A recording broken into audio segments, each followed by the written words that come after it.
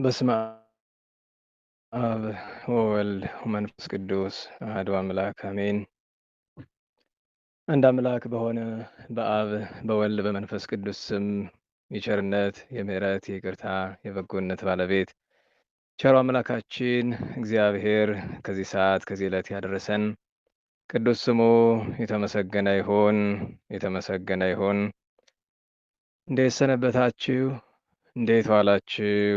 እንዴት አላችሁ? እግዚአብሔር ቸሩ አምላካችን ቅዱስ ስሙ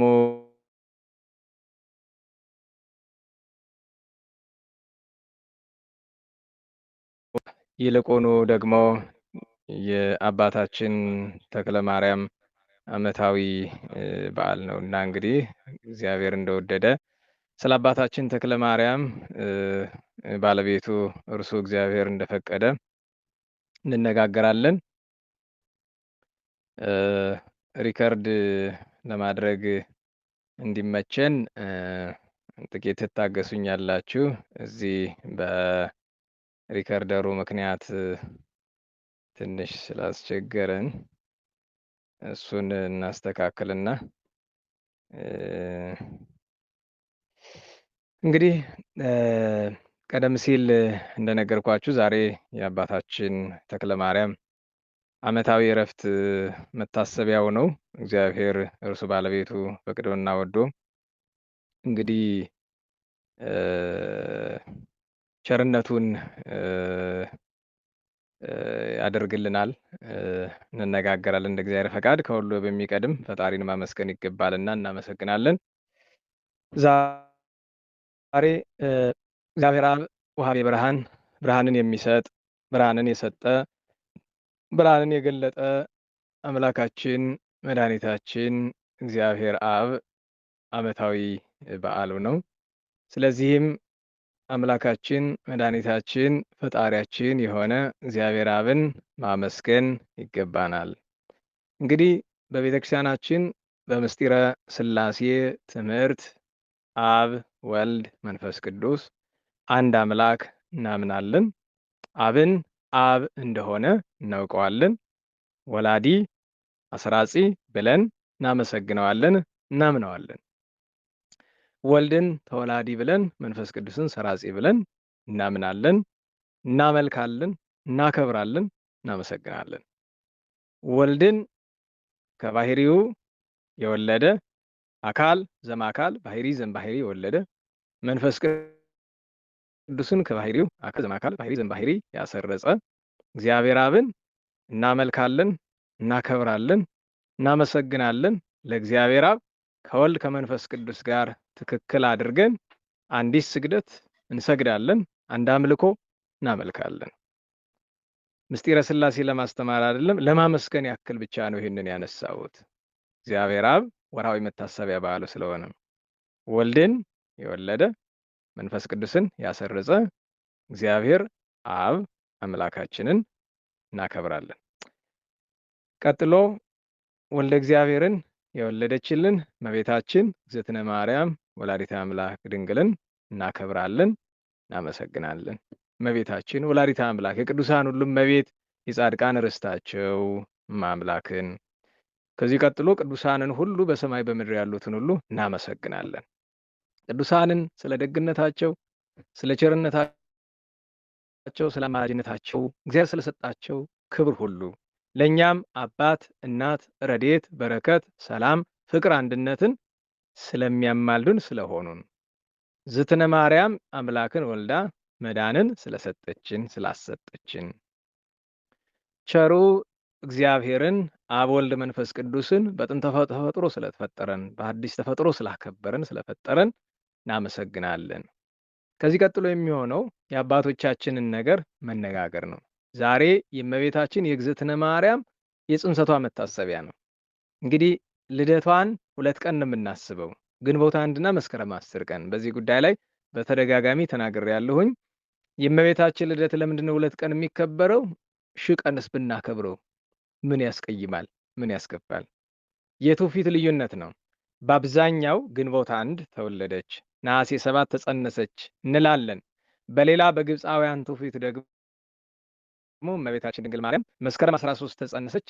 ማነው ታኅሳስ 13 ተጸነሰች፣ መስከረም 10 ቀን ተወለደች ብለው የሚያምኑ አሉ። ስለዚህ እመቤታችን ድንግል ማርያም ግንቦት 1 ቀን መወለዷና መስከረም 10 ቀን ተወለደች የሚለው ምንም የተለየ የነገር ሃይማኖት ተፋልሶ የሚያመጣ ነገር አይደለም። ስለዚህ መስከረም 1 ተወለደች የሚለውን ስናስብ ነሐሴ ታኅሳስ 13 ቀን ተጸነሰች እንድንል ያደርገናልና ዛሬ እመቤታችን በዓለ ቁጽረታ ወይም በዓለ ጽንሰታ ተብሎ ይታሰባል ማለት ነው። ስለዚህ ዛሬ ኢያቄም ወሐናን እመቤታችን ወላዲተ አምላክ ንጽሕት ቅድስት ድንግል ማርያምን እናስባለን፣ እናከብራለን። መጸነሷ ለኛ ነውና እመቤታችን ድንግል ማርያም ስትጸነስ ለመጀመሪያው ጊዜ ከአዳም አባታችን ከእናታችን ከሔዋን ፍጥረት በኋላ ለመጀመሪያው ጊዜ አንዲት ፍጥረት ያለ ፍዳ ያለ መርገም መጽሐፍ አቀባ ጳጴጦስን ክርስማ መንፈስ ቅዱስ ከእናቷ ማኅፀን ጀምሮ ጠበቃት፣ ፍዳ መርገም እንዳያገኛት፣ ርሳተ ዓለም እንዳያገኛት ጠበቃት። ወይ ረኩሰት በምንትኒ እምዘፈጠራ ድንግል በሕሊና ወድንግል በሥጋ እንዳለ ታላቁ ከ318 ሊቃውንት አንዱ እንደሆነ የሚነገርለት እና ሊቅነት ከቅድስና ያስተባበረው ታላቁ ቅዱስ ቴዎዶጦስ ዘንቆራ ይህንን ይላል። ወይ ረኩሰት በምንትኒ እምዘፈጠራ ከእናቷ ማኅፀን ከፈጠራት ጊዜ ጀምሮ በምን ምክንያት ኃጢአት አላገኛትም።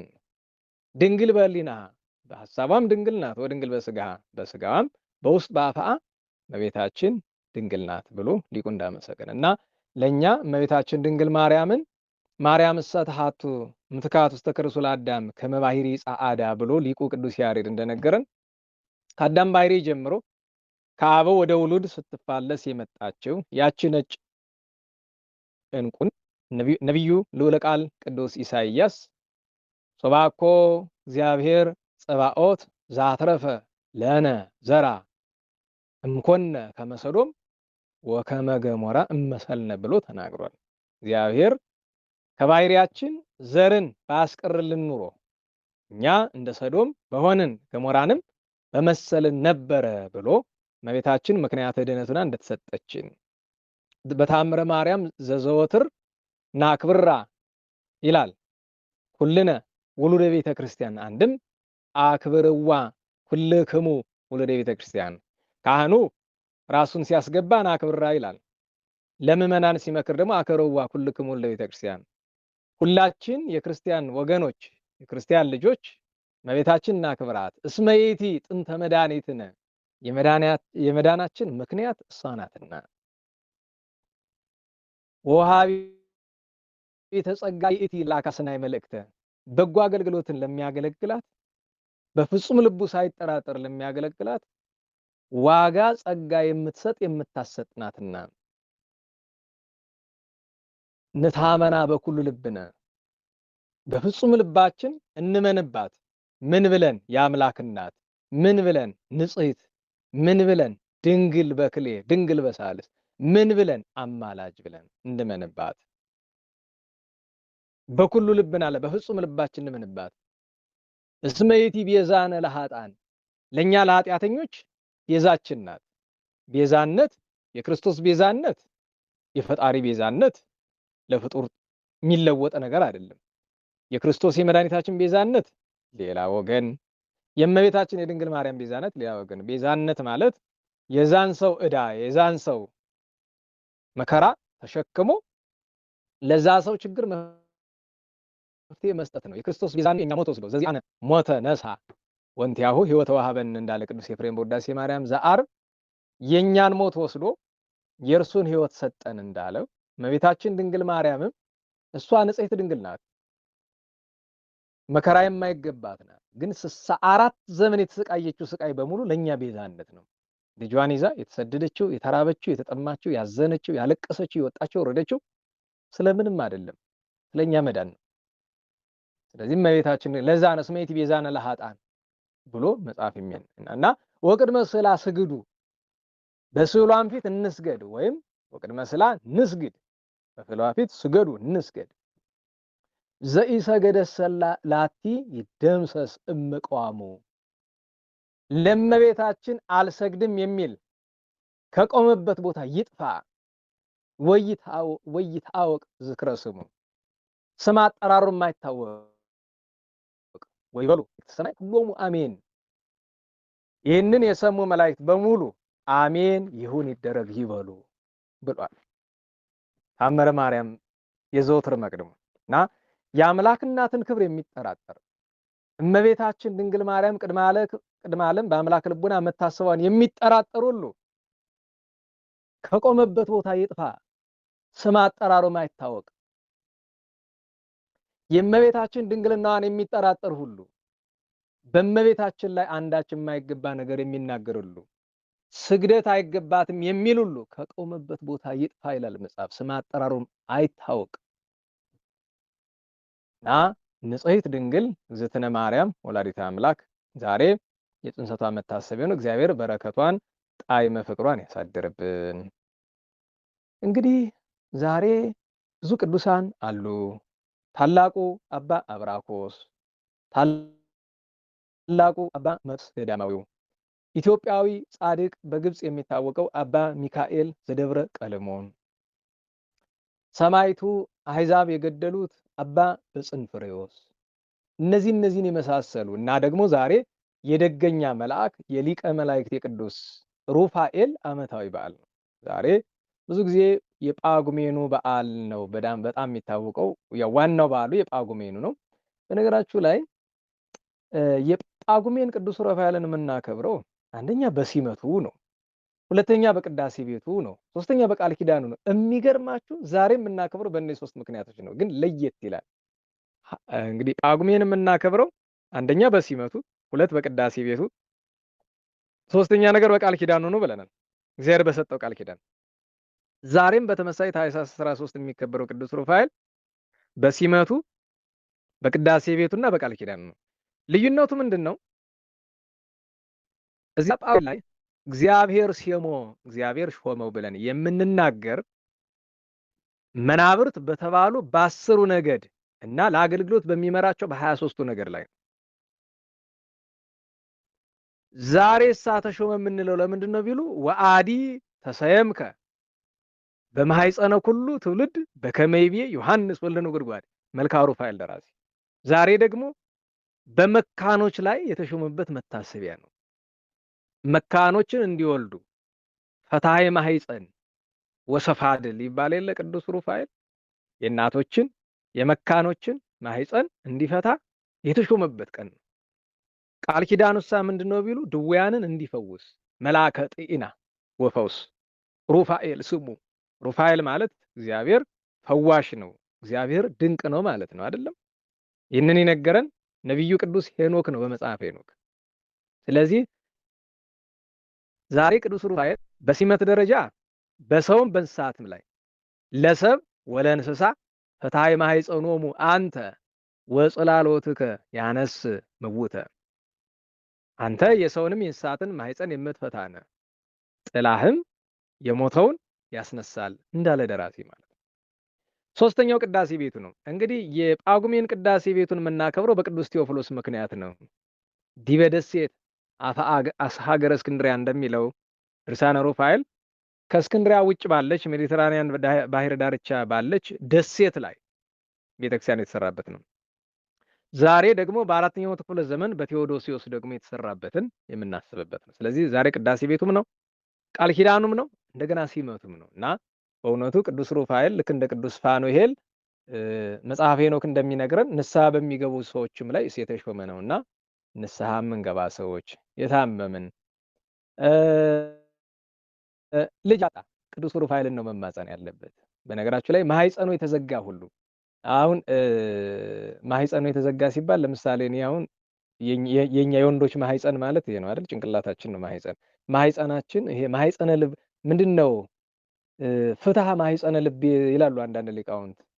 የልቤን የአእምሮዬን የህሊናዬን ማኅፀን ፍታልኝ ከመበላ በላዕሌሁ ይትከአው ምስለ ጽድቅ ሰላም። ሰላም፣ እውነት፣ ቸርነት፣ ትሩፋት፣ በጎ ስራ፣ መልካም ነገር ሁሉ በአእምሯችን እንዳይገባ አእምሯችን መካን ሆኗል። የብዙዎቻችን የአእምሯችን ማኅፀን ከፍቅር እኔን የምትመስሉ የብዙዎቻችን አይምሯችን ከፍቅር መካን ነው። ከደግነት መካን ነው። ከፍቅር ከአንድነት መካን ነው። ሰማያዊ ነገርን ከማሰብ መካን ነው። እግዚአብሔርን መካን ነው። የቅዱሳንን ጎዳና ከመከተል መካን ነው። በአጠቃላይ ከቅድስና መካን ነው አይምሯችን።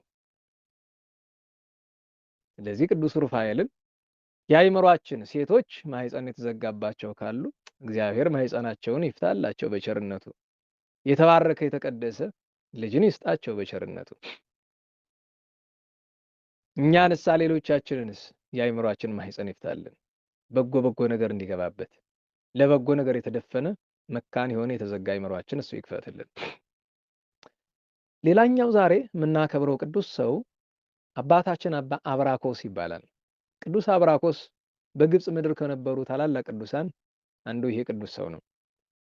ለሰብአ ዘመናት በረሃ ወድቆ ቤተክርስቲያናችን መነኮስ ኃያል ትለዋለች። ኃይለኛ መነኩሴ ነበረ።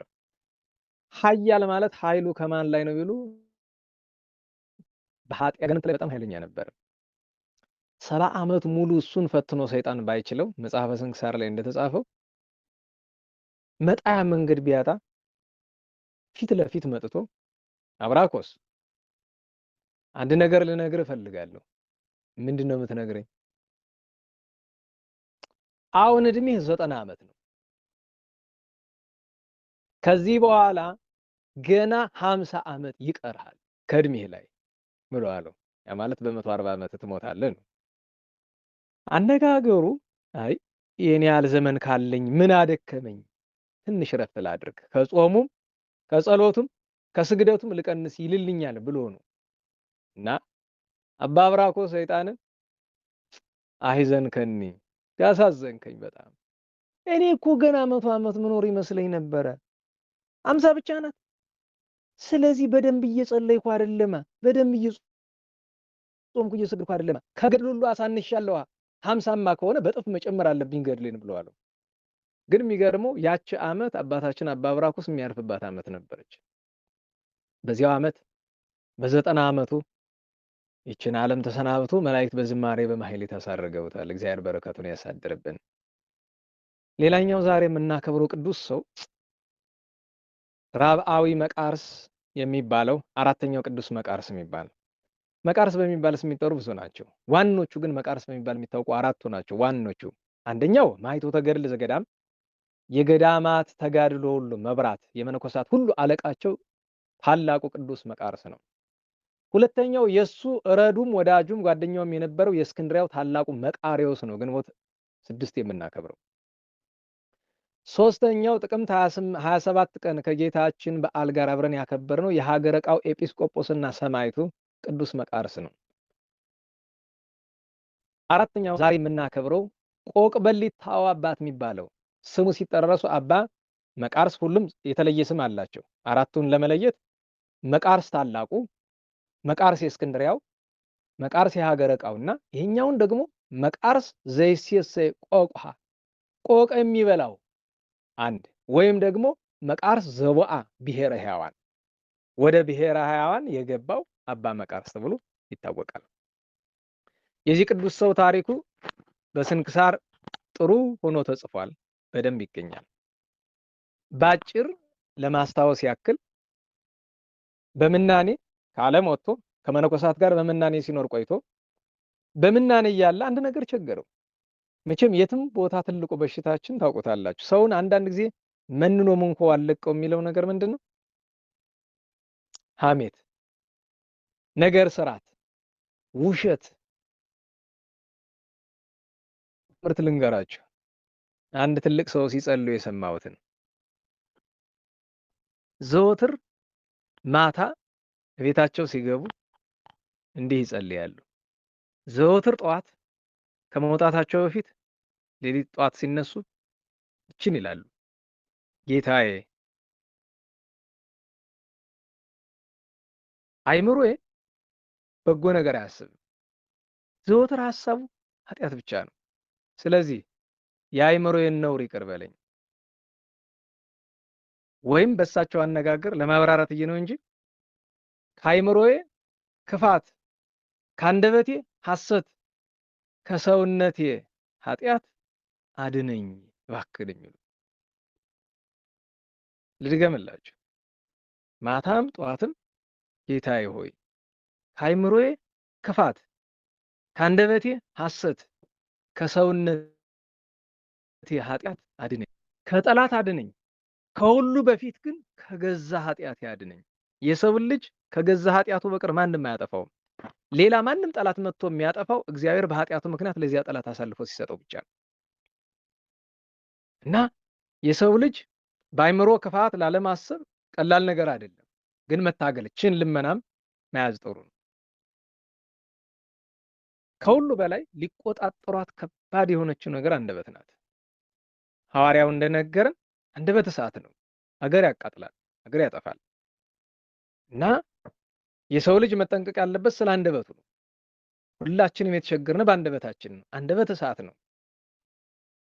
በኋላ እንዳረሰው ከዚህ ጋር የተያዘ ዛሬ ዕረፍትን የምናከብርለት ጻድቁ አባታችን ተክለ ማርያም አባ ተክለ ማርያም አንድ የነገረኝ ነገር አለ።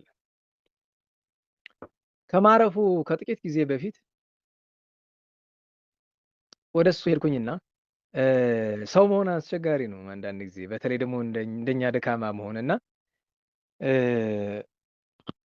ብዙ ጊዜ ሲለፈልፍ ነው የምታዩት። እብድ እንደ እብድ ሲለፈልፍ ነው የምታዩት። እና ከስንት አንድ ነው ቁም ነገር የሚያወራችሁ፣ ብዙ ጊዜ እሺ አይልም። እና አንድ ቀን እዛ ተቀምጬ መደበኛ ስራዬ ቁጭ ማለት ነው እሱ ጋር ሄዶና እዛ ቁጭ ብዬ ውዬ ልመለስ ልወጣ ስል አንድ ክፉ ሐሳብ አይምሮ ይመጣ። ክፉ መሆኑንም አውቀው አሁን ነው፣ ያኔ ክፉ አልመሰለኝም። ምንድነው ያሰብኩ? ለምን አልፈትነውም? እውነት የበቃ ነው እንግዲህ አስቡት፣ ስንት ዓመት አብሬ ኑሬ ደግነ ወደ ኋላ ተመልሼ ማለት ነው። መመርመሩ ባልከፋ ግን እኔ እሱን መረምር ዘንድ ምንድን ነኝ? ምን ቁም ነገር ነኝ? እና ልፈትነው አሰብኩኝ። እንግዲህ አስቡት፣ እኔ እንደኔ ያለ ውዳቂ ሰው እሱን ያክል መልአክ የሆነ ሰው ቅዱስ ሰው ለመመርመር ማሰብ ማለት ነው። እና አባልኩት እቻ ቤት የኔ ናት። በነገራችሁ ላይ እሱ አቤት እንዲህ ታርጉት አቤት እንጃ ቅዱሳኑ ሲመጡ እነሱ ጋር ሲያወራ ይላቸው ይሆናል። አቤት ለምንድን ነው ይሄ የንግግር ዘይቤ ያለ ንግግር ማሳመር የሚባል ንግግር ለማሳመር ነው አቤት ያልኳቸው እንጂ አቤት አላለኝም አይልም። ዝም ብሎ ነው የሚሰማ። ወደዚህ ስመጣ አንድ ሰው አግኝቼ ነበረ እና ያ ሰው ሰላም በልልኝ አባ ተክሌን፣ ተክሌ ነው የሚለው ሁሉ ሰው ሰላም በልልኝ ብሎ አለ። ስምህን ልንገረው ሲለው አይ ያውቀኛል፣ ክርስትና ስሜን ንገረው እና ስሜ ገብረ መድን ነው ብሎሃል እያልኩ ዝም አለ። እና አላስታወስከውም አልኩት። አላስታወስኩትም አለ። ጭራሽ ስለው አላቀውም አንተ ተነዝነዘኝ ዝም ብለህ ሄድልኛል። ከዛ ትንሽ ቆይቼ ምጨራርሰውን ጨራርሼ ልወጣ ስል ስማ ስማ አለኝ። ዞር አልኩት። እዚህ ደብረ ምጥማቅ ወጣችሁ መጣችሁ የመንግስቷ ልጅ ከመንግስቷ ዳር ላይ ነው እንግዲህ ራቆቱን እድሜ ልኩን ሲኖር የምታገኙት። እና በሷ መታጠፍ ያለች ወደ በቤቱ ታጥፌ ልሄድ ስል ስማ ስማ አለኝ አልኩት። ቅድም ያልክኝ ያ ገብረ መድን ትዝ አለኝ አልኩት። በስመ አብ ወረደብኝ፣ አይገልጠውም ወረደብኝ። ኃጢአቴን በሙሉ ነው የዘረገፈብኝ። እንደዚህ ብሎ አሃ እንዲህ የሚያደርገው ነው ምን ያለኝ። በቃ ልፈትነው ስለሞከርኩ ማለት ነው። አለ ደረጃ እንኳን እሱን የገዛ ባልንጀራዬንም ለመፈተን አቅሙ የለኝም። እና ከነገሩኝ ነገሮች መካከል አንደኛው ንግግርን የመሰለ እንኳን ሐሜት እንኳን ሐሰት ቃለ እግዚአብሔርን መናገር እንኳን ከባድ ነገር። በዚህ ዘመን ታውቃላችሁ ብዙ ሰው ቃለ እግዚአብሔር ሲናገር ኑሮ እሳት እንደሚገባ። እሳት ገሃነም ነው። እሳት ስላችሁ ምድራዊ እሳት እንዳይመስላችሁ። እግዚአብሔር ማንንም ሰው ሰብከህልኛል ብሎ እንደማያጸድቀው ታውቃላችሁ። እግዚአብሔር በፍርድ ቀን ሰብከሃል ብሎ የሚጠይቀው ሰው ማን ሰው የለም። የፍርድ ቀን ጥያቄዎች ሕጉና ስርዓቱ ናቸው። እና ምን እንዳለኝ በእኔ ጉዳይ ላይ ልነግራችሁ አያስፈልግም። ግን በቃ አንደኛው የነገረኝ ነገር በአንደበት ምክንያት ስለሚመጣው ፈተና ነው። እና አባታችን አባ መቃርስ አራተኛው መቃርስ ቆቅን ይበላ የነበረው ብሔረ ሕያዋን የገባው ቅዱስ መቃርስ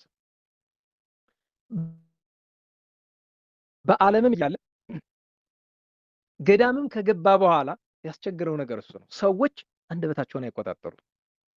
ልክ ታላቁ አባታችን አባ እንጦንስ ጋር አንድ ባህታዊ ሲሄድ ሁለት መነኮሳትን አግኝቶ ታሪኩ ትንሽ ረዘም ይላል፣ ግን አብሯቸው መጣ እና በመንገድ መልካም ነገር ይነጋገራሉ።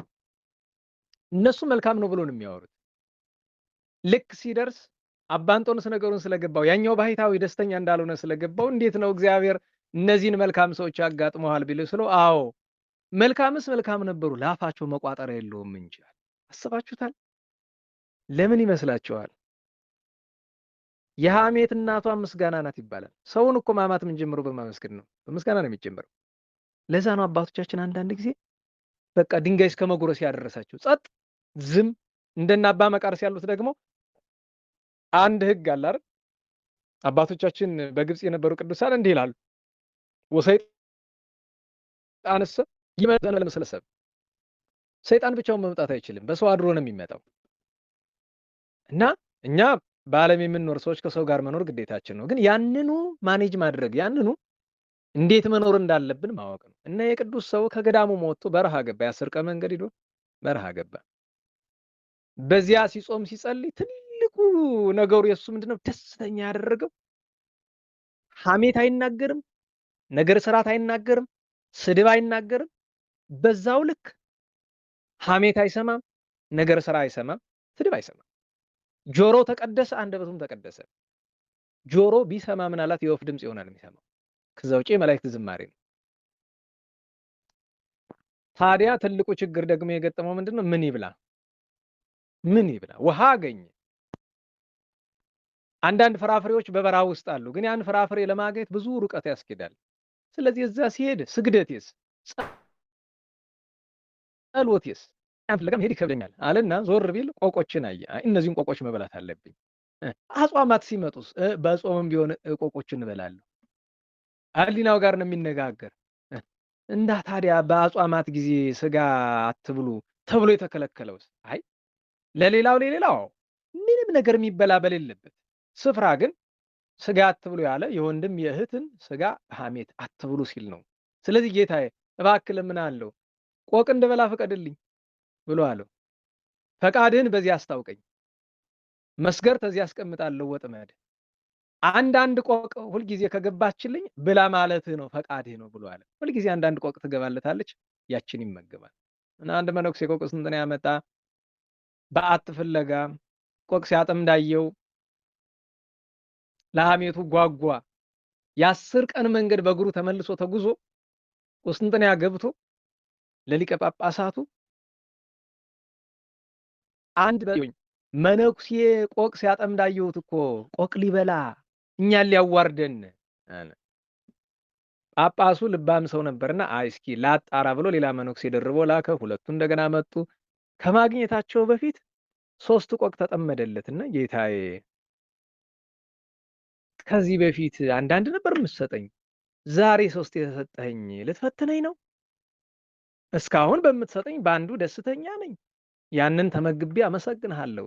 ዛሬ ስለምን 3 አመጣህ? ለሌላ ሰው ነው እንዳለ ለዚህ በረሃ ከኔ በቀር ሰው የለም እያለ ሲያሰላስል ሁለቱ መጡ። ደስ አለው፣ እጅ ነሳቸው፣ አስተናገዳቸው። 3ቱን ቆቅ ጠብሶ 2ቱን ለነሱ ሰጥቶ አንዱን ለራሱ እያመሰገነ በጥሞና ተመገበ። ቀና ቢል አልበሉም። ምነው ወንድሞች ምነው አልበላችሁም ብሎ አላቸው። እኛ እኮ መነኮሳት ነን፣ እንዴት ስጋ እንበላለን ብለው በማቃለል አነጋገር ተናገሩት። ይቅር በሉኝ አምጡት እንግዲህ አለና እፍ ቢልባቸው 3 ጊዜ ጸሎት አድርጎ 2ቱም ርግቦች ብር ብለው ነፍስ ዘርተው ሄዱ። በዚያች ቅጥበት ቅዱስ መሆኑን ስለተረዱ ከእግሩ ወድቀው ሰግደው ይቅርታ ጠይቀውታል። ሄደ የቁስጥንጥንያውን ንጉስና ጳጳስ ይዘው ለበረከት ሲመለሱ ውዳሴ ከንቱን አይሻምና ወደ እግዚአብሔር ለመነ። እግዚአብሔር መልአኩን ላከለት። መልአኩ በክንፉ ተሸክሞ ወደ ብሔረ ሕያዋን አስገብቶታል። ከመግባቱ በፊት ብሔረ ሕያዋን አባት ሆይ የምንድንባት አንዲት ቃል ንገረን እባክህ አሉ። የተናገራቸው ምንድን ነው? ይህችን ቃል እንዳትረሷት። ብዙ ሰው ስንክሳር ያነባል፣ ያዳምጣል፣ ግን ልብ አይለውም። ልብ አንለውም። እናስተውለው እስቲ። አንዲት ቃል በዘንድህን የምንድንባት አንዲት ቃል እባክህ ብለው አሉት። የምትድኑባት ነው። አዎ። ምንድን ነው ያላቸው? ይጹም አፉክሙ እምነገረ ውዴት ወሐሜት፣ አንደበታችሁ ከሐሜትና ከነገረ ስርዓት ይጡም። አትሙ፣ ነገር አትስሩ። አንድ። ሁለተኛ ካህናት ትምህርት አታብዙ፣ መነኮሳት ትህርምት አታብዙ። አሁን እዚህ ላይ ጥያቄ መጠየቅ ይገባል።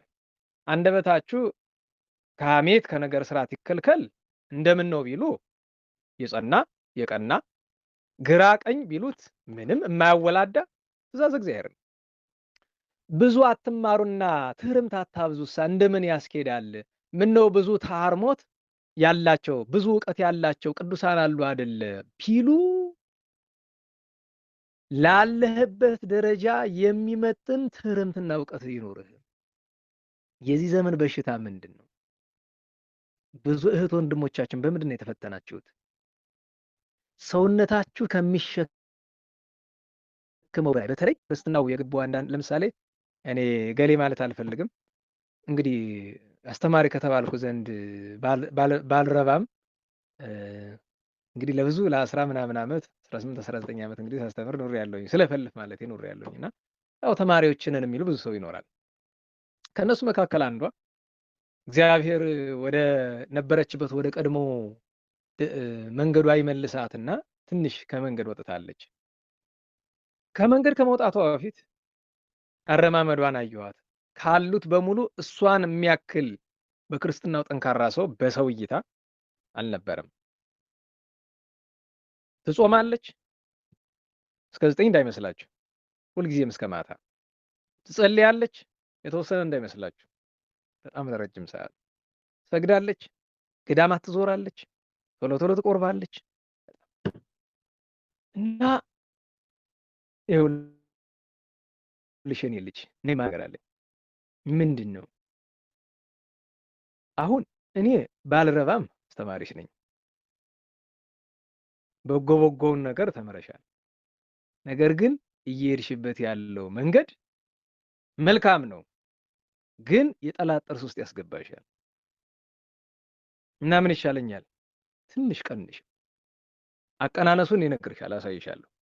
ምክር ሲመከር ባዶ ሜዳ አይደለም፣ ዕዳ በመውሰድ ነው። አንድ አስተማሪ አንድ ካህን ልጁ በጣም ሲፈጥን ካየው ቀንስ ካለው እንዳይወድቅበት ራሱ ደግሞ ዕዳውን ተሸክሞ እየጸለየለት መሆን አለበት። በጣም ከፋት። ሁለተኛ ሶስተኛ ነገርኳት። በሁለተኛው በሶስተኛው እንደ ምቀኛ ቆጠረችኝ። ማለት እሷ እንዲያውም አለ አይደል እሷ በመልካም ክርስትና እኔን ስለበለጠችኝ እንደዚህ አይነት የምቀኝነት ስሜት የሚመስል ነገርና አይ ፕሮና ትበልጠኛለች፣ እሱ ችግር የለውም እንደዛ አይደለም። እና የዚያን ጊዜ አዘንኩኝና ተውኩኝ። በቃ እንደዚህ አይነት ስሜት እንደተሰማት ሳውቅ ከዛ በኋላ ምንም ማድረግ አይቻልም። እንግዲህ እኔ ነፍስ አባቱ አይደለሁም፣ ከመምከር በቀር ምንም ላደርግ አልችልም። ያው እንግዲህ አወዳደቋ እንዲያሳምር ከማዘን በቀር ምንም አማራጭ የለም። ምክንያቱም እንደምትወድቅ ይታወቃል። እንዴት አወክ ለሚለው እንግዲህ እንጃ እኔ እግዚአብሔር ያውቃል፣ እሱን ስላሴ ያውቃል። ብቻ የሚወድቅ ሰው ይታወቃል። ምንም ኖሮኝ ሳይሆን በቃ የቅዱሳንን ሕይወት 24 ሰዓት መመልከት ከሆነ ሕይወቴ እኔ ምንም ባይኖረኝ ከነሱ ሕይወት ላውቀው ይችል ይሆናል። እና ይህንንም ነገራችሁ ለምንድን ነው አንዳንድ ነገሮችን በመጠን እናደርጋቸው። ማለት ሁሉም ደረጃ አለው። ገብታችኋል?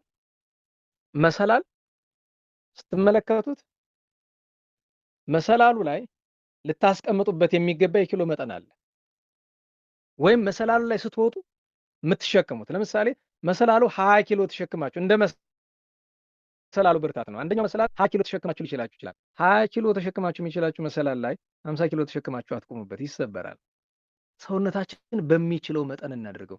በሁለት ምክንያት እኔን እንምላችሁ አሁን እንደዚህ ባለ ትውልድ ዘመን መልካምነትን ቀንስ እያልክ ነው አይደለም። እና ምንድን ነው እና ምንድነው ሰዎች አለመጠን ሲፈጥኑ በክርስትና ውስጥ አለመጠን ሲፈጥኑ ለሁለት ነገር ይጋለጣሉ። አንደኛው ትዕቢት ነው። ትዕቢት ምን እንደሆነ ታውቃላችሁ? አንድ ሁለት ልንገራችሁ። ባልንጀራህ ኃጢአት ሲሰራ ሲያጠፋ አይተኸው ማጥፋቱ ከታወቀ አንተ ትዕቢተኛ ሆናል ማለት ነው። ምክንያቱም ትሁት ሰው የሌላውን ሰው ኃጢአት ማየት አይችልም። በቃ ሌላ ሰው ኃጢአት ሲሰራ ቢያይ እንኳን ለራሱ ነው የሚያለቅስ። እኔ ከሱ ከፋለሁ ነው የሚል። ስለዚህ አንድ ሰው እየፈጠነ ሄደ ቁጥር ሳይታወቀው ትዕቢተኛ ስለሚሆን ትዕቢት ደግሞ መንፈስ ቅዱስ እንዲርቅ ያደርጋል። ያን ጊዜ ጸላይ ሰናያት መጥቶ ጧ የሚያደርገው በአንድ ጊዜ አለቀ። አንድ ሁለተኛ በጣም ስትፈጥኑ የጠላት አይን ውስጥ ትገባላችሁ። አንዳንድ ወንድመቶች አሉ ቅዱሳን የቅዱሳንን ታሪክ ስንተርክላቸው ያችኑ ዛሬውኑ ለማድረግ ተው ቀስ እየተባለ ለምን ጠላት ያይሃል፣ ይወዳደርሃል። ያን ጊዜ መሸከም ያቅታል፣ ትወድቃለህ። እና መነኩሴ ትህርምት ባላበዛ ማለቱ እንዲህ ነው እንጂ እንዴ ከራሱ ከአባ መቃርስ በላይ ትህርምት ያበዛ ማን አለ? ግን እንደ ደረጃ እንደ አቅምህ እየታዘብክ እያስተዋልክ ሲል ነው። ለምን ቢባል ቃሉ እኮ ራሱ ይናገራል። መነኩሴ ትህርምት ባላበዛ ባልታበየ ነው ወደሚያስታበይ መንገድ እንዳትሄድ። የእውቀት ነገር እሳ ምንድን ነው ቢሉ እውቀትም እንዲያው ነው። በዚህ ዘመን ብዙዎቻችን 99 አይነት ሰባኪ ታዳምጣላችሁ፣ ብዙ አይነት መጽሐፍ ታነባላችሁ፣ ወንድሞቻችን ታነባላችሁ። እኔ ካህናት ቢያነቡ ቢማሩ በዚህ ዘመን ደስ ይለኛል። ምክንያቱም ብዙ ካህናት አባቶቻችን ላይ የጣዕመ ዜማ እውቀት ብዙ ያላቸውን ያክል በስብከተ ወንጌል ደረጃ እኛ ማንረባው ቅራቅንቦቹ ወጣቶቹ የቤተክርስቲያንን አውደ ምሕረት የተቆጣጠርንበት ምክንያት ምን ይመስላችኋል? የካህናት ቦታ እኮ ነው፣ የኛ ቦታ አይደለም። ይሄ ቅራቅንቦ ሰባኪ እኔን ጨምሮ ቅራቅንቦ ሰባኪ መድረኩን የሞላ ነው። ለምን ይመስላችኋል? ቦታውን ካህናት ስለለቀቁት ነዋ። ሰው ካህናት መማር አለባቸው። ካህናት ከጸጋ ጋር እውቀትን መጨመር አለባቸው። ምእመን ግን ማወቅ ያለበት በመጠን ብቻ ነው። ለምእመን ሀብቱ እውቀቱ አይደለም፣ መጀመሪያ እምነቱ ነው። ስሙስ ምእመን አይደል? አማኝ ታማኝ አይደል? ለዛ ነው ለሰብናችን ሰውነታችን ያለን የክርስትና ደረጃ ከሚችለው ላይ ለማወቅ ስለሞከርነ የምታዩት ነው። ግራ የገባው ዘመን ውስጥ ገብተናል። እኔ በየቀኑ እየመጣ የሚያለቅስብኝ ሰው ቁጥሩ ብዙ ነው። መክራችሁት እንኳን ሄዱ ያን ለማድረግ አይችልም። ከባድ ነው። ለምን ቢባል አለቦታው ነው ያ ሰው ያለ። ሊያው ከሚገባው በላይ ሂዷል። መንፈሳዊ ዕውቀት ሳይሆን መንፈሳዊ የሚመስል ጭንቅላቱ ላይ የተጠራቀመ ነገር አለ። በነገራችሁ ላይ መንፈሳዊ ቃላት መንፈስ ቅዱስ ሳያድርብን አይምሯችን ላይ ከተጠራቀሙ በሽታ ነው የሚሆነው። ምክንያቱም መንፈስ ቅዱስ በተለየው ጭንቅላት ውስጥ መንፈሳዊ ቃላት ምን ሙያ አላቸው? ችግሩ ከቃላቱ አይደለም፣ ከተሸከመው ጭንቅላት። ደጋግም የሆነ ጊዜ ነገራቸዋለሁ። አንድን መልካም ምግብ እቃው ላይ ከማስቀመጣችሁ በፊት እቃውን እጠቡት፣ መርዝ እንዳይኖረው። እቃው መርዝ ካለው ያ መልካም ምግብ እቃው ላይ ሲያርፍ ምግቡ ይመረዛል። የእውቀት ነገር አሳስባችሁ ወገኖቼ፣ እቃውን ተውት። እሱ ለካህናት ተውት፣ እሱ ለመምህራን ተውላቸው። እናንተ የምትድኑበትን ያክል ብቻ አወቁ። የምትድኑበትን መናፍቃን ቢጠይቁን ከመናፍቃን ጋር ምን አነጋገረ? እንዲህ በነገራችን ለመናፍቅ በርህ ለምን ዝግ አታድርገውም? መጽሐፍ እኮ እንዳናናግራቸው ከልክሎናል። እስቲ ሁለተኛ ዮሐንስ ምዕራፍ 1 አንብቡት ቁጥር 10 ላይ ወባሃይ ጥቀይ ተበልወሙ እንኳን ክርክር ከመናፍቃን ጋር አንድ ምእመን ሆነ አንድ አማኝ ነው እንኳን ክርክር ንግግር ሰላምታም እንኳን እንዳይኖረን እኮ ሐዋርያው ከልክሎናል። ምን አከራከረ? ጥያቄ ይዞ ከመጣ አንድ መናፍቅ ሂድ፣ ያው የቤተክርስቲያን መምህራን አሉልህ፣ ሂድ ከነሱ ጋር ተነጋገር። ምን አነጋገራችሁ ከነሱ ጋር? አንዳንዱ ይመጣና እስላማዎች ጋር ተከራክሬ እንደዚህ ብሎ ጠየቁኝ ምለው አጣሁኝ ይለኛል። እና ምን አገባኝ? ሂድ ቅራቅንቦ። መጀመሪያ ምን ብለህ ክርክር ውስጥ ገባ? ምን ፈልገህ? ምን ታይቶ ምን ታርግ እንዴ? ተው እንጂ። ምን አከራከረህ አንተ? በእምነት ከማይመስል ሰው ጋር ምን አነጋገረ? አንድ ሁለተኛ ነገር ግድ ብሎ እንኳን እየጮኸ እየለፈለፈ ቢናገር እምነት ካለ የእሱ ንግግር ምንም አይፈትንም። በነገር ላይ እውቀት አያድንህም። ለዚያ ነው መርጌታ ገሌ ምናምን ገሌ ተሐድሶ ነው ጴንጤ ሆነ ሲባል ትሰማላችሁ አይደል? እውቀቱ ለምን አላዳነው? እውቀት አያድንህም። እውቀት እንኳ ቢያድንህ እምነት ሲቀድመው ነው። እምነት ሲኖረው ነው። እምነት ላይ እናተኩር ነው እና ብሔራውያን የገባ አባታችን የአባ መቃርስን በረከት እግዚአብሔር ቸሩ መድኃኔዓለም ያሳድርብን። ሌላኛው ቅዱስ አባታችን በጽንፍሬዎስ ነው። በመዋዕሊሆሙ ለተንባላት ይላል። አሕዛብ እስላሞች በግብፅ በነገሱበት ጊዜ ግብፅን ወረው ክርስቲያኖችን ማሰቃየት በጀመሩበት ጊዜ ዛሬም ብዙዎቹ ያው ናቸው በእውነት እና በእምነት እንከራከር ብሎ አባ በጽንፍሬዎስን አንድ የእስላሞቹ መምህር እንከራከራለሁ ተከራከረው። እንዴት አድርጎ ይቻለው እንዴ? በነገራችሁ ላይ ከክርስትና ጋር ክርስቶስን ከሚያምን ሰው ጋር ተከራክሮ ማሸነፍ አይቻልም። ድጋሚ ልንገራቸው፣ ክርስቶስን በትክክል ከሚያምን ክርስቲያን ጋር ተከራክሮ ማንም ማሸነፍ አይችልም። ምክንያቱም የሚከራከረው እሱ ሳይሆን ክርስቶስ ስለሆነ። መጀመሪያ ክርስቲያን አይከራከርም። ግድ ከሆነበት ግን ክርስቶስ መድኃኒታችንን አምላካችንን ኃይል አድርጎ ስለሚናገር ሐቅ ስለሆነ በግራም በቀኝም ብትሄዱ ራሱ የምናመልከው ክርስቶስ እግዚአብሔር እውነት ስለሆነ እኔ እንጃ ክርስቲያን ተሸነፈ ሲባል ከሰማችሁ ያ መንፈስ ቅዱስ የተለየው ተራ የኔ ቤት የቅራቅንቦ መሆን አለበት እንጂ አይረታም። ከዛ ሲረታውና ኢየሱስ ክርስቶስ እግዚአብሔር እንደሆነ አስረግጦ ሲነግረው ተበሳጨ። ያው ጉልበቱን ነው የሚጠቀመው። ወስደው አሰቃይተው አሳረዱት። አባ በጽንፍሬዎስ ሰማዕት ቅዱስ መነኮስ ነው። እግዚአብሔር በረከቱን ያሳድርብን። ሌላኛው ከኢትዮጵያ ወደ ግብፅ ወርዶ ለረጅም ዘመናት በትህትና በደግነት በቅድስና ደብረ ቀልሞን በኢትዮጵያ ወሎ አካባቢ ተወልዶ ወሎ አካባቢ ዛሬ ወሎ የምንለው አካባቢ ነው የተወለደ። በቅድስና በንጽህና ይኖር ነበረ። ሁልጊዜ ልክ ብዙዎቹ ኢየሩሳሌምን ብዙ ቅዱሳን ኢየሩሳሌም እንደሚናፍቁ እሱ ደግሞ ደብረ ቀልሞን ተናፍቀው ነበረ። ግብፅ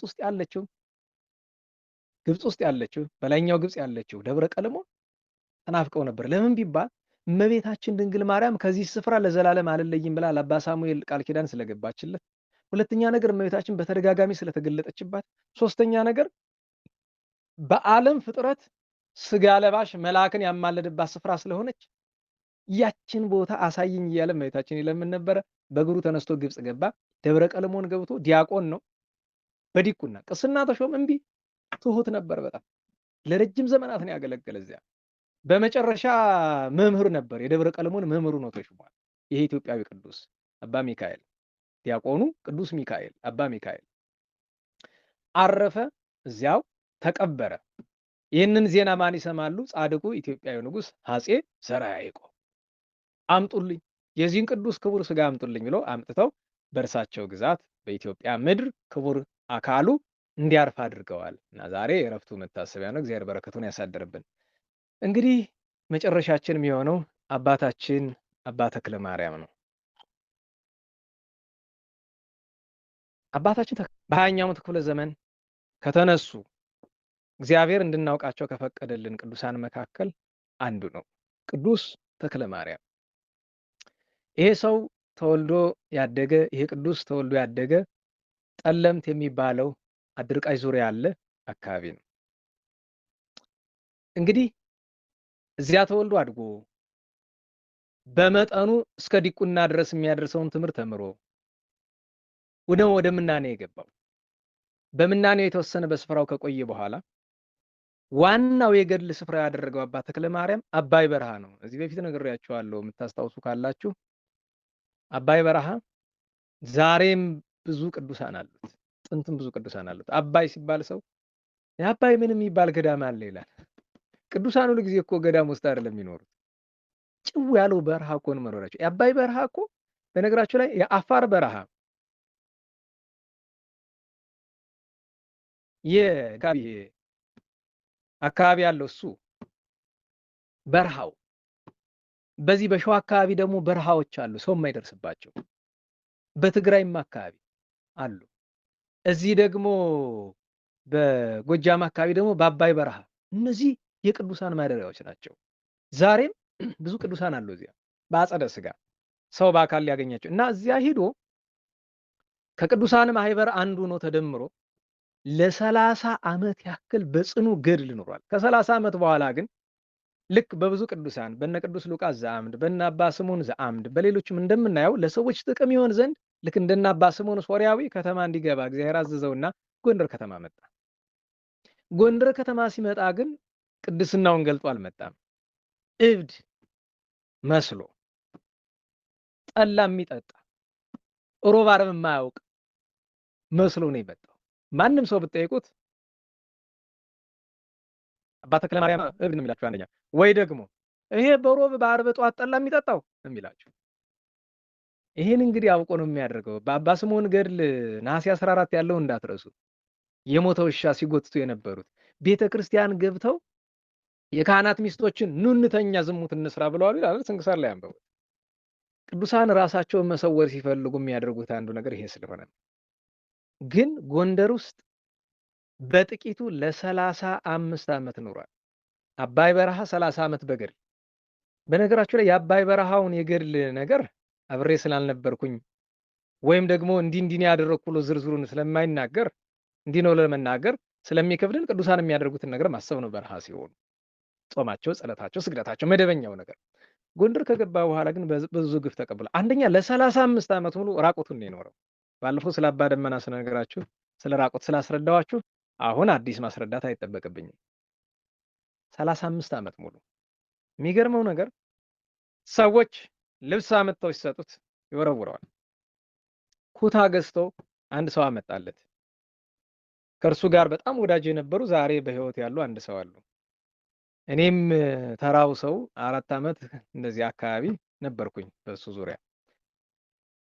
እሳቸው ግን አሁን የምላችሁ ሰው ግን ከዛሬ 30 እና 40 ዓመት በፊት የሚያውቁት ናቸው። አብረውት የኖሩ እንደ ወዳጅ በቃ እየጠራ የሚያወራቸው እንደ ወዳጅ በቃ። እና እሳቸው ሲነግሩኝ አንድ ሰው ከአሜሪካን ይመጣና አባ ተክለ ማርያም ተክሌ አቤት ኩታ ገዛውልህ ይለዋል።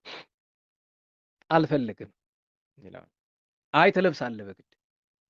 ያ ሰው እንግዲህ በጎ አስቦ ሊሆን ይችላል። መጨረሻው ስታዩት ግን ጥሩ አይደለም። ከዚያ ግድ ብሎ ከትከሻው ላይ አልብሶት ሄደ። ተመልሶ ሲመጣ እጥፍ አድርጎ መሬት ላይ አድርጎ እላዩ ላይ ተቀምጦበታል ራቁቱን። እንዴት እኔ የሰጠው ኩታ እንዴት አረጋለህ ብሎ መሬት ላይ አስተኝቶ ደጋግሞ በእግሩ በጫማ ረገጠው ብለውኛል። በነገራችሁ ላይ አባ ተክሌን ያልደበደበ ሰው ቁጥሩ ስንት ይሆን? አባ ተክሌን ያልሰደበ ስንት ሰው ነው? አባ ተክለ ማርያምን ያልረገጠው ያልተፋበት ስንት ሰው ነው? እውነት ለመናገር የአባ ተክለ ማርያምን ያክል ግፍ የተቀበለ ደግሞ እሱን ያክል የከበረ የለም። በምድር የነበረ የብርሃን ምሰሶ ነው ለሚያውቀው ሰው። እንግዲህ ቅዱሳን ለማንኛውም ሰው የሚገለጡ አይደሉም፣ የምታውቁት ነው። የሚያውቅ ነው የሚያውቃቸው። እና የሚገርመው ነገር በኋላ ግን ታምሩን እግዚአብሔር ሲገልጥ ያቺ ኩታ እዛታቸው የተነጠፈችበት ላይ ዝናብ መጣ። ክረምት ነበረ። ዝናብ ወረደ። ዝናብ ሲባል ተራ ዝናብ አይደለም፣ በረዶ ይቀላቀለ። እንስሳትን ቢያገኛቸው እንኳን የሚገላቸው ከባድ ዝናብ ታውቆ ይሆናል መቼም። በጣም የመጨረሻ ያን ሰው እንኳን ራቁቱን ነው ጥላ ሳይዝ ያ በዛ ቢመታ አንድ ሰው በህይወት የመትረፍ ዕድል አይኖርም። ያ ሁሉ ሲወርድ ሰዎች ከቤታቸው ከርቀት ያዩታል፣ ካሉበት ቦታ ሆነው ያዩታል። አይ ተክሌ ነው ሁሉም ሰው ተክለ ማርያም እንደው እኔ ነኝ እንጂ ብለው ያው ክርስትና ስሙ ስለሆነ ሰው ተክሌ ነው። ጎንደር የሚያውቁት ሰዎች የድሮቹ ተክሌ ነው ሁሉ። አይ ዛሬ ተክሌ ሞተ በቃ። ይሄ ሁሉ ነገር ሲወርድበት የሚያስገርም ነገር ልንገራችሁ። ያ ሁሉ ዝናብ ራድ እንቅልፉን ተኝቷል። እንቅልፍ ተኝቷል። ዝናቡ ሲያበራ ሄደው ነው የቀሰቀሱት። ሲነቃ አስገራሚው ነገር ነው መሰላችሁ፣ አካሉ ላይ ጠብ ያለች የዝናብ ጠብታ የለች። ከሱም በላይ ደግሞ ኩታው እንዲች ታክል ቅንጣት አራሰች። እንግዲህ ሰዎች እንዲረዱ እግዚአብሔር አልፎ አልፎ እንዲህ ያደርጋል። የእርሱ ታምራቱ በጣም ብዙ ነው። አንዳንድ ጊዜ ቅዱሳን ለወዳጆቻቸው ደግነት ሲያደርጉ እኛ እንደምጠብቀው አይነት አይሆንም። ስማቸውን አልጠራም። እንዲህ የተደረገላቸውን ሰው ዘመዶቻቸው ሊኖሩ ስለሚችሉ በሕይወተ ሥጋ ስለሌሉ፣ በሕይወተ ሥጋ የሌሉበት ምክንያት ደግሞ እሱ በተናገረው ነገር ምክንያት ስለሆነ እና አንድ ደግ ሰው ነበሩ። በጥበቃ ስራ ነው የሚሰሩ የነበሩ እና እኒያ ደግ ሰው አባ ተክለ ማርያምን ተክሌን በጣም ይወዱታል። ይሄዳሉ፣ ይመግቡታል። ምክንያቱም ተክሌ ጠላ ነው የሚጠጣ ምግብ ብትሰጡት አንድ ጊዜ ከጎረሰ በኋላ እዛ በኋላ ጠላ ነው የሚጠጣው። እሱ ብቻ ሳይሆን አብዛኞቹ እነዚህ እንደ እብድ የመሰሉት ቅዱሳን በሙሉ ስራቸው ጠላ መጠጣት ነው። ግን እዚህ ላይ አንድ አደራ ልላችሁ እፈልጋለሁኝ። ከተማ ሁሉ የምታዩት እብድ ሁሉ ይቅርታ እብድ ስለሚለው ቃል ዋናው እብድ እኔ ነኝ። ግን ስለሚያግባባን ቃል እሱ ስለሆነ ብቻ እንደዚህ አይምሯቸውን ታመው የምታያቸው በሙሉ ቅዱሳን አይደሉም። በነገራችሁ ላይ አንዳንድ ሰው ደግሞ በጣም ስህተት ይፈጥራል። ማለት የአይምሮ ታማሚው ሁሉ ቅዱስ አይደለም እንዴ! ተው እንጂ ጥቂት ናቸው። አሁን ዛሬም ያሉት በጣም በጣት የሚቆጠሩ ጥቂት ናቸው። እነሱንም ብዙ ሰው አያውቃቸው። ብዙ ሰው ሳይሆን ኦልሞስት ሁሉም ሰው አያውቃቸውም። እና አባ ተክለ ማርያምን በዘመኑ የሚጠሉት፣ የሚረግጡት፣ የሚደበድቡት፣ ብዙ ግፍ የሚያደርሱበት እንዳሉ ሁሉ በዛው ልክ አክባሪዎቹ ነበሩ።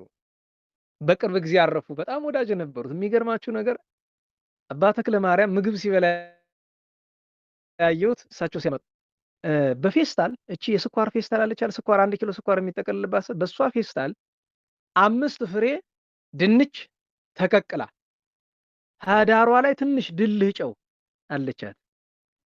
ያችን ይዘው ተክሌ እንዴት ዋልክ?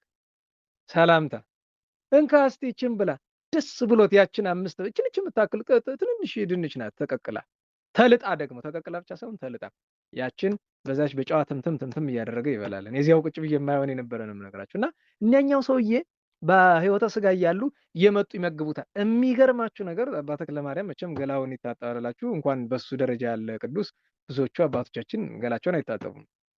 መዓዛቸው መቼም ስላደለው ሰው ጥዑም ነው እና ጠጉሩ በጣም ስለሚያድግ ሲያድግ ማንም ሰው መጥቶ አባ ተክሌን መላጨት መቁረጥ አይችልም። እኒህ ሰው ብቻ እኒህ ጥበቃ ናቸው ተክሌን ይወዱታል ብዬ ያልኳቸው። የሚመግቡትም ጥቂትም ብትሆን እሳቸው ናቸው። ጠጉሩን የሚያስተካክሉ ትንሽ የሚንከባከቡት እሳቸው ናቸው። እና የዚህ ሰው ግን አንድ ፈተና አለበት። ሚስቱ ድንገት ታመመችበት። ለ2 ዓመት የአልጋ ቁራኛ ሆነች። በጣም ያዝናል። የአልጋ ቁራኛ አስቡት። አይጣል ነው። ወንድ ልጅ የአልጋ ቁራኛ ቢሆን ሴት ትንከባከባለች። ለወንድ ግን ከባድ ነው። ቤት ልጅ ይዞ ሚስትን ተንከባክቦ ደግሞ ስራ ሰርቶ እችም ወንድ ደካማ ስለሆነ ብዬ ነው። ሴት ልጅ ብርቱ ናት ለዚህ። እና አንድ ቀን እኒህ ሰው ይመጡና አባ ተክለ ማርያምን ሲንከባከቡት ከቆዩ በኋላ በል እንግዲህ ይሄው እንግዲህ መቼ ነበረ? በ12 ነው። በ12 ወሩ በገባ በ12ኛው ቀን ነው። በል እንግዲህ ቅዳሜ ነው። ቅዳሜ ዕለት ቀኑ 12 ነው። በል እንግዲህ ሳምንት ቅዳሜ የገብርኤል እንገናኛለን ብለው ሲሉት አይ ሞኙ አንገናኝም አትድከም ብለች። እንዴት ብለው ስላቸው ትሄዳለህ ወደ ላይ። በጣም ተበሳጩ። እንዴት እንደዚህ ትለኛለህ? ስለተንከባከብኩ ስለወደድኩ እንዴት እንደዚህ ትለኛለህ? አይ እንግዲህ ልክ ወጓት ትናገር ሄድ ራስን አዘጋጅ ልክ ሄዱ። ግን ሊወጡ ሲል ምን አላቸው? ያው ግን አንተ የተሸኘህ ቀን ሚስት ትድናለች። ይሄ እንዳትረሳ። እንግዲህ የቅዱሳን ነገር እንደምታውቁት ነው። ያ ሰው ሄደ። እንግዲህ ይሆናል ብሎ አልጠበቀም። ራሱንም ሲያዘጋጅ ሰንብቶም እንደሆነ አይታወቅም።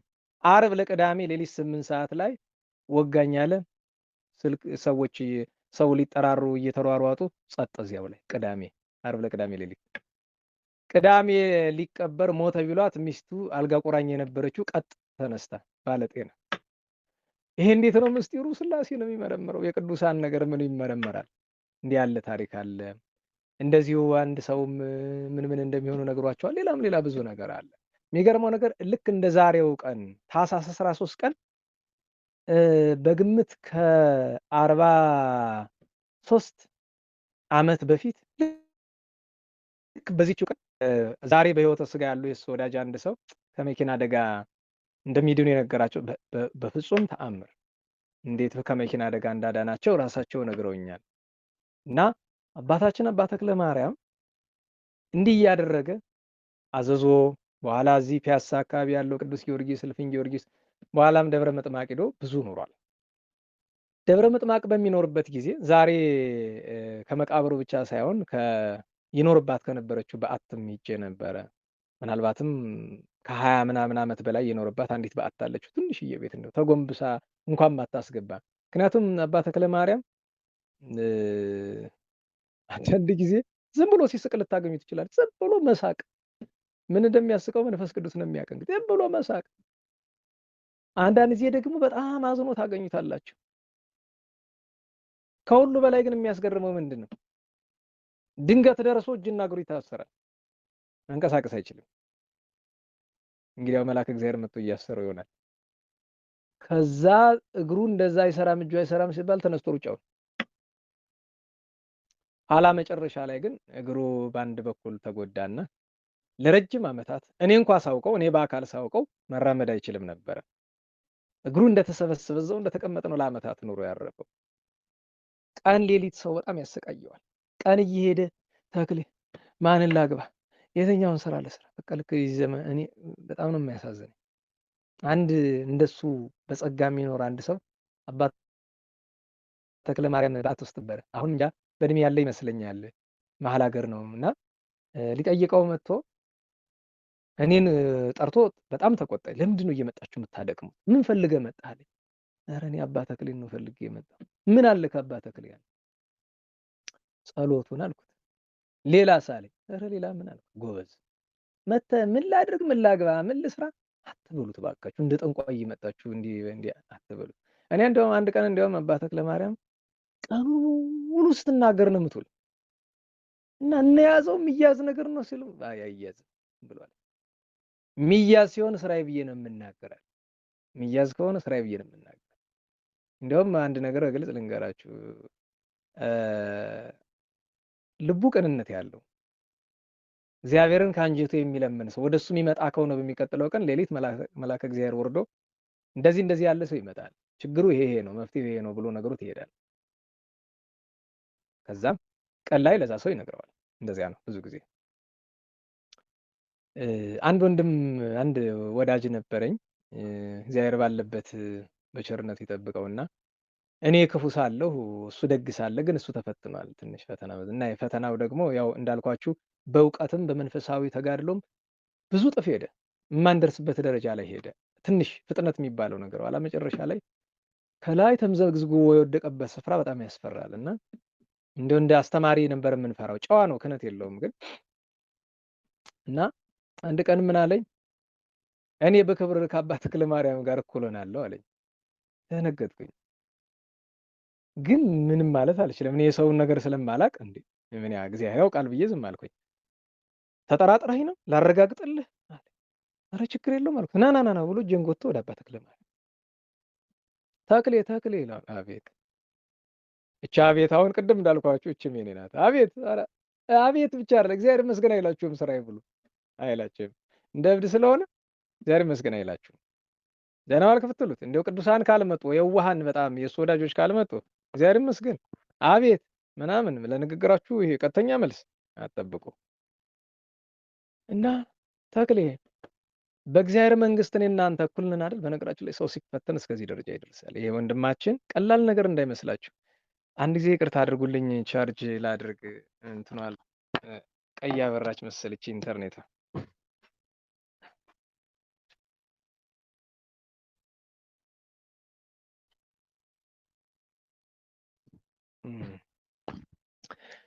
ነገር አስረዘምኩ መሰለኝ። ኢንተርኔቷ ልጠፋ ስትል እኮ እያየኋት ቀይ ምልክት ባትሪዋ ስታበራ እያየኋት ነው። እና ከባድ ነው ማለት የሰው ልጅ ኃጢአተኛ መሆኑ እራሳችን ላይ ነው ማተኮር ያለብን። ኢቭን አስተማሪ ሁነን እንኳ ግዴታ ቢሆንብን እንዳይናጣችሁ ማለት ግዴታ ያለባችሁ ካላችሁ እንኳ ሁልጊዜ ከመድረክ ስትወርዱ ስለ ራስ ማልቀስ ይገባል። ለምን ቢባል በማንም ላይ ፈርደን አንጸድቅም። እና ትዕቢት በጣም ከባድ ነገር ነው። እና አስባችሁታል? ምድራዊ መልአክ ከሆነው እንደ ምሰሶ ተተክሎ ከሚኖረው ከቅዱስ ሰው ከአባ ተክለ ማርያም ጋር ነው እንግዲህ እኩል ነኝ ብሎ እስከ ማለት። ከዛ ሁሉ በላይ ደግሞ የሚያስገርመው ነገር በአካል ቀጥታ እጄን ይዞኝ ሄዶ ተክሌ ንገረው እስኪ እኔ እናንተ በመንግስተ ሰማያት ክብራችን እኩል አይደለም? እኔ ያው ብዙ ጊዜ አባ ተክለ ማርያም ለምንም ነገር መልስ ስለማይሰጥ ካላሰኘው በቀር መልስ ይመልሳል ብዬ አልጠበቅኩም። መልስ ሰጠ። ምን እንዳለ ታውቃላችሁ? አንተ ከወንዝ ወዲያ እኔ ከወንዝ ወዲህ ምን አገናኝቶን ደግሟል? በሕይወት ያርሰው። ወዲያውኑ ያ ሰው እንደተፈተነ ገባኝ። በቃ ማለት እኛ ከምናስበው ውጭ መስመር እንደሳተ ወዲያውኑ ወደ ጣና አካባቢ ሄደን አንድ እንደዚሁ ጸጋ እግዚአብሔር ያደረባቸው አንድ ሰው ጠርተው አይ እናንተ አታውቁም ለካ እንደዚህ እንደዚህ ብሎ ብቻ የተፈጠረውን ነገሩን። በእውነት እኛ ትቢያንን ከእሱ አንጻር የሆነ ትልቅ ሰው ነው፣ ግን ተፈተንና እንዲህ ሆነ። እንግዲህ እግዚአብሔር አሁን በምን ሁኔታ እንዳለ አላውቅም። የቀድሞ ታሪክ ነው የምነግራችሁ ከ20 ዓመት በፊት የነበረ እና ብቻ አባታችን ተክለ ማርያም ቀንም ሌሊትም ሰው እየሄደ ያስቸግራል። ሌሊት በነገራችሁ ላይ ሌሊት በዓቱ እንደ ፀሐይ ነው የሚያበራ፣ እንደ መብረቅ ብልጭታ ነው ከበዓቱ ብርሃን የሚፈስ የነበረ። ይህን እንግዲህ የሚያይ ሰው ነው የሚያየው። እሱን ለነዛ ሁሉ ዓመታት የአንድ ወጣት እድሜ ያክል የተንከባከቡት በቅርብ ጊዜ ያረፉት እናታችን ማማሰሙ እንዴት ያለ ትልቅ ሰው ናቸው መሰላቸው። ጠላ ጠምቀው ያንሽጠው ነው የሚኖሩ ሽማግሌ፣ በጣም በጣም ሽማግሌ። ግን እሱ እንዴት ነው የሚገርማችሁ ነገር፣ እንዴ ከእሳቸው በላይ የሚያከብሩ ሰው የለውም አባ ተክለ ማርያም። አንደኛ ነገር እሳቸውን መንፈስ ቅዱስ መምረጡ ይገርማል። እና አባ ተክለ ማርያም ከማረፉ በፊት አንድ ጊዜ ሂጅ አባ እድሜ ስንት ነው እያልኩኝ፣ እድሜ በዛ እንደዚህ ነበረ አባይ በረሃ 30 ዓመት እንደዚህ ብሎ ስንቆጣጥረው ወደ 92 መጣ እና ከዚህ በኋላ ስንት አለ ብዬ ስለው አሁንም የሆነ ቁጥር ቆጣጠር አልገባኝም እና ዝም ብዬ ሳሰላው 12 ይቀረኛል ያለኝ መስሎኛል። እኔ ዝም ብዬ በእኔ ግምት ነው፣ ለካ ተሳስቻለሁኝ። እንግዲህ 12 ያለኝ ሳምንት ወይ ወር እየነገረኝ ይሆን አላውቅም። እና እዛ ሰው በጣም ስለሚያስቸግር እዛ እየመጣ በጣም ስለሚያስቸግር እሳቸው ወጥተው ሰው አይወዳቸውም። እኒህ ሴትዮ ምን አለ ብናናግርበት እሱ ምናምን ነው የሚለው። እሳቸው ግን እንዴ ልቡ ፈሷ አለ እድሜው አለ ጊዜ የሙት። በእርግጥ ሽማግሌዎች እድሜው ወደ 100 አካባቢ ሳይደርስ አልቀረም ሲያርፍ። ያው እኔ 92 ያቆጣጠር ስተት ሳይሆን አይቀርም። እና ኋላ አንድ ቀን ልክ የዛሬ 17 ዓመት ታኅሳስ 13 ቀን እሁድ ነበረ። ዕለቱ እሁድ ነበረ። የሰንበት ትምህርት ቤት ጉባኤ ተዘጋጅቶ እዚያ ለማስተባበር ይቻለሁኝ። የት መንበረ መንግስት። እዚያ መንበረ መንግስት እያለሁኝ ስልክ ይደወላል። ምንድን ነው ሲባል ኧረ አባ ተክሌ ደክሟል እየተባለ ነው ትለኛለች አንድ ትልቅ ሰው ደውላ። የእግዚአብሔር ተአምር ነው እንጂ እረፍቱም መድረስ አልችልም ነበረ። ምክንያቱም አንድ ሰው በአጋጣሚ በዛ ሲያልፍ ያያል። ግርግር ሲሉ ሲገባ ለካ አርፏል። እሁድ ረፋድ ላይ ከሌሊት ጀምሮ ታሞ አድሯል። ያን ሰሞን ትንሽ ወጣ ገባ ሲልበት ቆይቷል። ቀኑ እንደደረሰ ስለሚያውቅ ለአንዳንድ ሰዎችም ነገሯቸዋል። እኔ አላወኩም። እና ያ ሰው በዛ ሲያልፍ የነበረው ሰው ያን ያክል ለተክሌ ብዙም አባ ተክለ ማርያም ምንነቱን የሚያውቅ አይመስለኝም። ያቺ ትልቅ ሰው እኔ ጋር የደወለችው ሰው አይ ምን አለ ንገራት ብሎ ለእሷ ይነግራታል። እሷ ስትቀርባለች ብሎ ስላሰበ እሷ ለእኔ ትነግራለች። ስሄድ እንግዲህ ክቡር ስጋው ከቤት ተገንዞ እየወጣ ነበረ። ከባድ ነው በነገራችሁ ላይ ስለ አባ ተክለ ማርያም ቅዱሳንን ማግኘት በጣም ከባድ ነው። እንደነሱ ያሉ ቅዱሳንን ከዚህ በኋላ ማግኘት ደግሞ በጣም ከባድ ነው። ቢኖሩም እንኳ አይታዩንም። ለመታየት ፈቃደኞች አይደሉም፣ ደስተኞች አይደሉም። እና ትልቁ ነገር ከባድ ነበር። ያ ቀን ያቺ ዕለተ ሰንበት ዛሬ 17 ዓመት በአጋጣሚ እሑድ ነበረች። ከባድ ነበረች። አረፈ፣ ተቀበረ። የተቀበረበት ቦታ ያው ራሱ ያመለከተበት ቦታ ነው። እስካሁንም ድረስ እዛ ነው ያለ። እንግዲህ ቤተክርስቲያኑን በአዲስ እየሰሩት ስለሆነ እንደማያነሱት ተስፋ አደርጋለሁኝ ደብረ ምጥማቅ ያሉ ወንድሞቻችን። እና ተክሌ ካረፈ በኋላ እዛ ሂጅ ቁጭ ስል ከሚኖርበት ቦታ ላይ ሂጅ ቁጭ ስል ማማሰሙ ነፍሳቸውን ይማር እሱን ሲያገለግሉት የኖሩትን ያደግ እናት ጠሩኝ። ልጄና እስኪ ሁለት ነገር ብቻ ልንገርህ። አንደኛው የነገሩኝ እሱን እዚህ አደባባይ የሚነገር ነገር አይደለም፣ ልተው አንዱን ብቻ ልናገር። ስለ ተክሌ አንተ የምታውቀው ነገር ይኖራል፣ እኔ ግን ከብዙ ውስጥ አንዲቱን ልንገርህ። ምንድን ነው አልኳቸው። ተክሌ ሁልጊዜ እንደዚህ ይለኛል፣ ከሌሊት 6 ሰዓት እስከ 10 ሰዓት ድረስ እኔ ባለሁበት በር እንዳትከፍቺ እንዳትወጪ ብሎ አስጠንቅቆኛል። እና እኔም አልወጣም። ያው ያ ዋናው ሰው ስለሚረብሸው ቀኑን ሙሉ የጸሎት ሰዓቱ ነው። ሲጸልይ ተንበርክኮ ነው። ምክንያቱም እግሩ የታጠፈ ነው፣ አይቆምም። እግሩ ታጥፎ ቀርቷል፣ በዛው ተሰብሮ ማለት ነው። እና ሲጸልይ እንደዚህ ያደርጋል። ሁለት እጁን ማለት ነው፣ ያው ማይክ ስለያዝኩበት ነው፣ እንደዚህ አድርጎ ማለት ነው። ልክ እንደ አባ ህሩይም እንደዚያ ነው የሚጸልዩት። እና አንድ ቀን አብሽሎ ይባላል እንግዲህ በሌላ አካባቢ ምን እንደሚባል አላውቅም። ይሄ የጠላ ቂጣ ማለት ነው፣ አብሽሎ ይባላል በዚህ አካባቢ ጠላ ቂጣው። እና የጠላ ቂጣ የሚጋግሩ እናቶቻችን ሌሊት ነው፣ ቀን ላይ ፀሐዩ በጣም ነው የሚያስቸግራቸው። እሳትና ፀሐይ ከባድ ነው ታውቁታላችሁ። እና ያን ለመጋገር ፈልገው ያ ቀን የሚጋግሩበት ቀን ነበር። እና ከተኛውበት ድንገት ብንንስል ነግቷል፣ ፀሐይ ወጡ። ወይኔ እናቶቻችን መንቃት ፈልገው እንቅልፍ አይጠላቸውም ታውቃለች። እንዴት ዛሬ እንደዚህ ሆንኩ ብለው የጠላ ቂጣ መጋገሪያውን ለማምጣት በጀርባው በር ሲሄዱ ድፍን ያለ ሌሊት። እንግዲህ ልብ በሉ፣ እሳቸው የሚተኙበት በፊት ለፊቱ በር ስለሆነ ዋናው በር ስላለ ወደዚህ ሲመጡ ይሄ ዋናው በር ፀሐይ ወጥቷል፣ ብርሃኑ በቀዳዳ ሁሉ ገብቷል። በጀርባ ሲሄዱ ደግሞ እልም ያለ ሌሊት ነው። ጠረጠሩ፣ ምን እንደሆነ ገመቱ። ከዛ በቀዳዳ በትንሽዬ ቀዳዳ እዛው በሩ ነው ሲያዩ ያ ሁሉ ነገር ያ ሁሉ ብርሃን የሚወጣው አካባቢውን በሙሉ ጠቅላላ ጠራራ ፀሐይ ያስመስለው ያ በመንፈቀ ሌሊት እንደሚነድ እሳት የሚወጣው ብርሃን አባ ተክለ ማርያም በዓት ውስጥ ነው። እና ምን አየሁኝ አለ። እንደ ወትሮ ብርሃን ብቻ አይደለም የዛን ቀን ግን ሌላ ነገር አየሁኝ አለ። አባ ተክለ ማርያም በዚህኛው በሰሜኑ አቅጣጫ ተቀምጧል። በደቡብ አቅጣጫ መቀመጫ አለች። ሁለት ሰው ብቻ ነው የምታስቀምጥ። በደቡብ አቅጣጫ ላይ የተቀመጠው እንደ እሳት የሚንቀለቀል ካባ ላንቃ የለበሰ፣ እንደ እሳት የሚንቀለቀል የወርቅ ዘንግ የያዘ፣ እንደ እሳት የሚንቀለቀል የብርሃን አክሊል ያደረገ። እንግዲህ ማን ብዬ መገመት እችላለሁ? ዝቅ ብዬ ላስበው ካልኩ ምናልባት ከግርማን ማለት ነው። እኔ አባ ተክለ ማርያም እንደዚህ አይነት ሰው እንደሆነ እናውቃለን። እሳቸው ማየታቸው ራሱ ምን እግዚአብሔር ከምናብት ቢያደርሳቸው ቢሆን እኒያን አንዲት እናት እሱን ለ20 ዓመትና ከዛ በላይ ስላገለገሉ።